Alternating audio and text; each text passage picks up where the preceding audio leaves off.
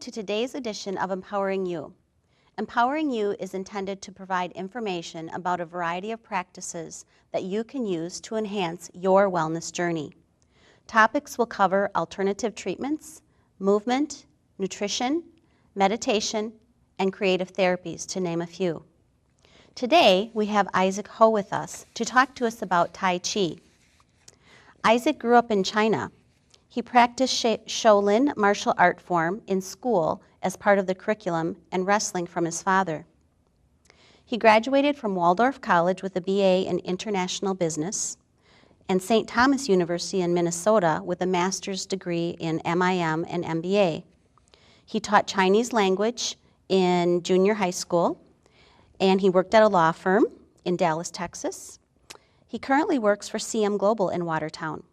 He teaches Tai Chi at Lake Country Martial Arts Kudobo Studio. He is taught at the YMCA in Watertown and at the Senior Center in Watertown. He currently also teaches classes at Facilitated Healing Wellness Resource Center in Watertown. Welcome, Isaac. Thank you. So, Tai Chi. What exactly is Tai Chi? Tai Chi in Chinese means great limit or supreme ultimate. And it's a Chinese traditional philosophy, the way of looking at the world. Now, Tai Chi is by no mistake, is a martial art in China. Now, because of the therapeutic property, and you will see a lot of elderly people here in America practicing Tai Chi. So it is a very gentle series of movements of exercise. Okay. Yep. And how many different forms and styles are there out there? Well, normally, I think there are going to be 5 different styles. So Yang is one of them, and which is the most popular one in the world. Okay. And it has 24 forms. Okay. And do each of the different styles have 24 forms, or does that vary? No, that's a very good question.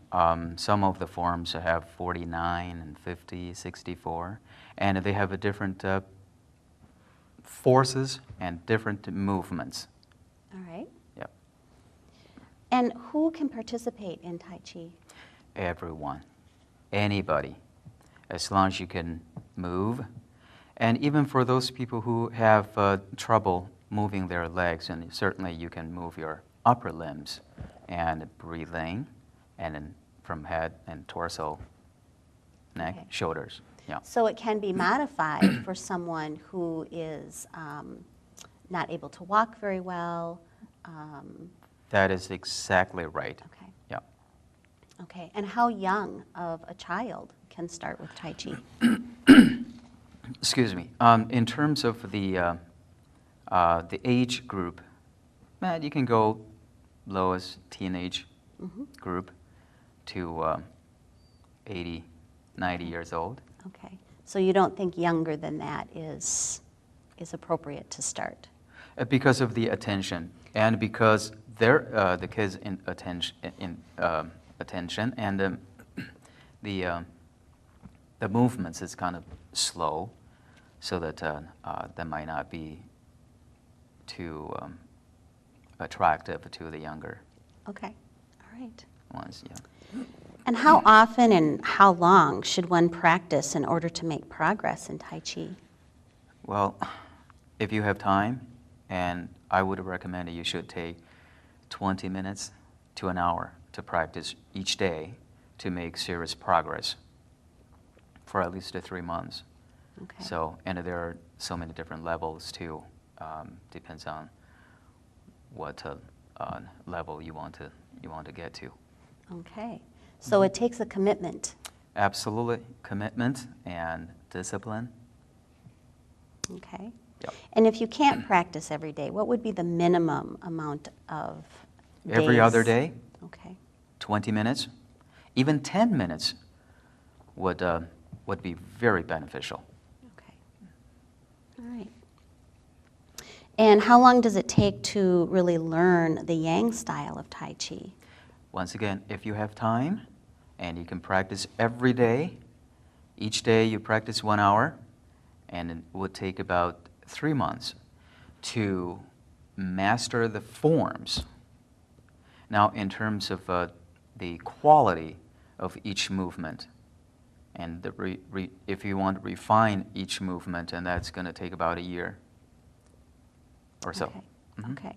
So it depends somewhat on the level of an individual's commitment to it. Absolutely. Okay. Yeah, the frequency of practicing it. Okay. All right. And what are the different stages in the learning of Tai Chi? For beginners, we call it the beginning, intermediary, and advanced. For beginners, and usually we have 1 year window to be able to accomplish all the forms, master all the forms, and refine them. And at the second level, intermediary, and you will be focusing on the coordination of the movements, and that's where we're going to delve into Yi, which is intention, and Qi, which is force, internal power, and the Jin, and Jing and agility. Okay. And advanced, when you get to the advanced level, and you have 1, 2, 3 more years to go to really be able to use that as a martial art.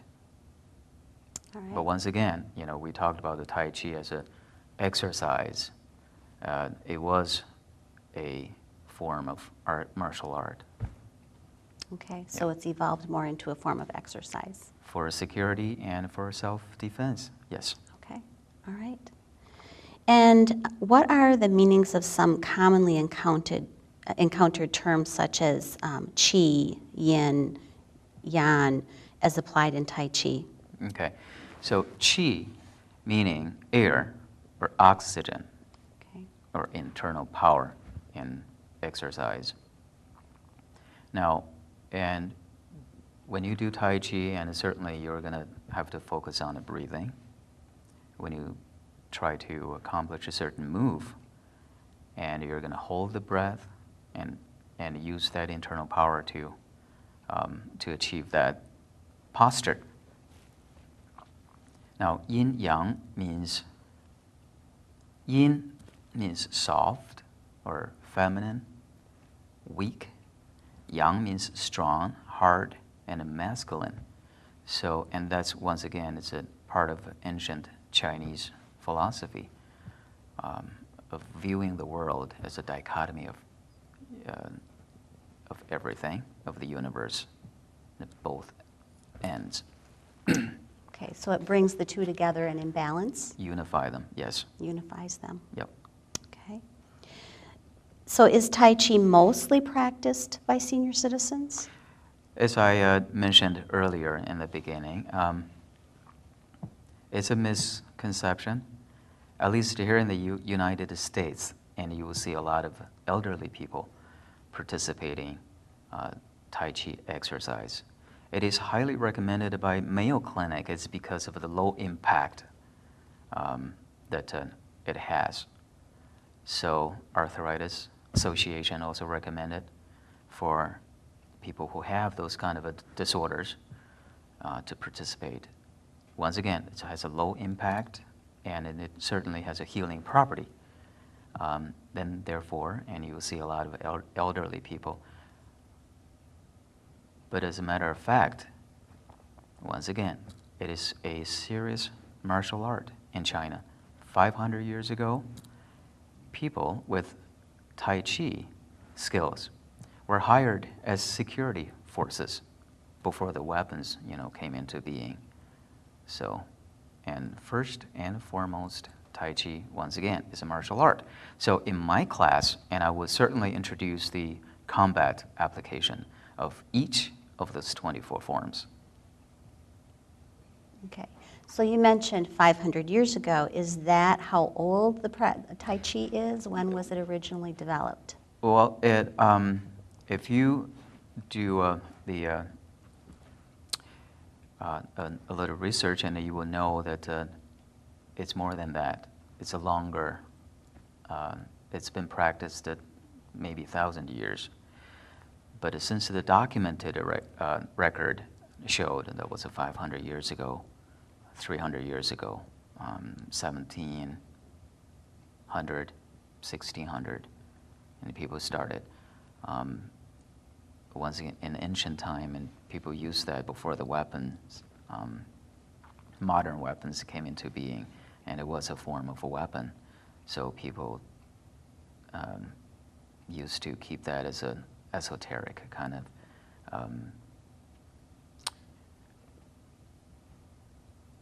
form of a self-defense, so they would not release that or disclose that to anybody else. And so there were not a whole lot of documented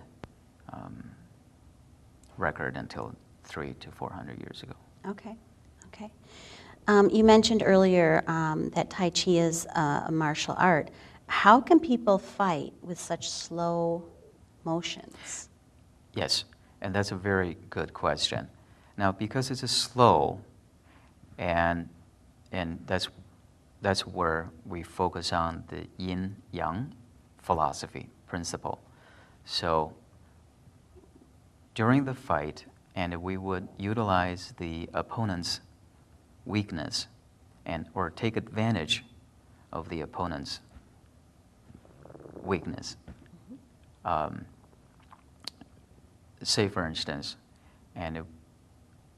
we have a saying, we use 4 ounces against a ton. So now we use the softness to tackle the strongest part of the opponent's. That's what we call it, art. Okay. To defeat the opponent with the slightest force. Okay, interesting. So what are the main contributions of the Yang style to Tai Chi? Yang style has been very popular throughout the world, and in Australia, Europe, and here in the United States. And I think in 1990s, it started to become very popular among the elderly people. And according to the clinical study, and we have received a lot of a positive result from those communities Okay. in terms of healing and benefiting their health. Okay. Can you expand a little bit on the healing properties of Tai Chi? Well, when you do the exercise, and you will learn to increase the motion, the range of motion, and strengthen your muscle groups, and the bones, and the flexibility, and the balance, and the strength. Okay. And does it also help with mental clarity? Definitely. And we also focus on the composure, and the breathing, and the mental clarity is just a byproduct of this exercise. Okay. We've talked about the benefits to the elderly. What about athletes? Athletes certainly would be welcome to my class, definitely. And we have so many different kinds of students, and I've been teaching Tai Chi since 2003 with the people from all walks of lives, and soldiers, policemen, and many other professions. Now, in terms of athletes, and Tai Chi is more like an isometric exercise, so that we can certainly help those athletes to increase their strength and balance and coordination. Okay. As well, yeah. Now, I know I've taken your class, and it's very challenging for me, and I have been very active, but it does take a lot of strength. Absolutely. Like horse stand? Yes, Yes, yeah, very, very much concentration. And I personally have found that really you have to pull your mind into working with your body to Yes. accomplish Yes. things in your class. Do Definitely. you find that to be a big challenge to teach people? I enjoy teaching people, but I don't think that's challenging for me to teach people. But I think it can be challenging for a lot of practitioners, Okay. or especially in the beginning. Okay. Yeah. Okay. So you find But that. stay with it, and you would receive the benefit. Okay. All right. So, what drew you, aside from growing up in China, what really drew you into wanting to teach Tai Chi? I've always enjoyed the teaching, as a matter of fact, and I used to teach English in China a long time ago. And then I taught Chinese in Minnesota. And so that's where my passions is. You know? Okay. One of them, one of the passions. Okay. And how does nutrition play into the practice of Tai Chi? But it's substantial. You know, when we practice Tai Chi, and we certainly got to have the physical condition to be able to accomplish those movements. So in terms of a combat application, you really got to have the excellent condition to be able to do that. And that includes the nutritional aspect, eating Absolutely. healthy and... Healthy, and a diet, and yeah. Okay, wonderful. So your favorite part of, do you have a favorite component of Tai Chi, or, you know, what is your favorite part of doing the practice? Favorite part of doing Tai Chi, I would say, just on my own, when I do Tai Chi, the calmness that it brings to me, and also the sensation of the strength, the balance that you can accomplish are the best part. And then when I teach in my class, the best part would be for me to see the results and the difference that it would make for the students. Okay, so you said something that, the calmness. So is this a good practice for the relief of stress? Yes, exactly. Okay, Yep. good. And how does that help the stress to release? Well, from the physiological perspective, and when you get into those physical contractions, and your body would secrete endorphin and epinephrine, and that would certainly does that purpose. Okay, like any help form of release. exercise, Yes. it produces a chemical change in the body Yes. to help with the stress release. Right.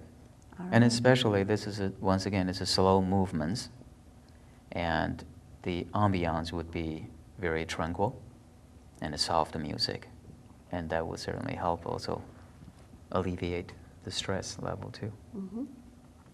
All right. Anything else you want to share with us about your practice, or why this is so important to you to get people involved in this? And I think it's a part of the Chinese culture, and I think that a lot of people would be very interested in discovering and experiencing. And being from China, and I'm very proud to be able to have this opportunity to share this with you, the community, and to help with the healthcare. Mm-hmm. Well, witnessing you in class, it truly is an art form. And when you have someone as skilled as you are, it is absolutely mesmerizing to watch you practice. Well, thank you so much. And I really hope that anybody, can come down and take a look and to see what we do and to see how you feel. So hopefully that more and more people would be interested in Tai Chi. All right. Well, thank you, Isaac. We Thank enjoyed you. learning more about Tai Chi today, and be watching for more segments of Empowering You. Thank you very much.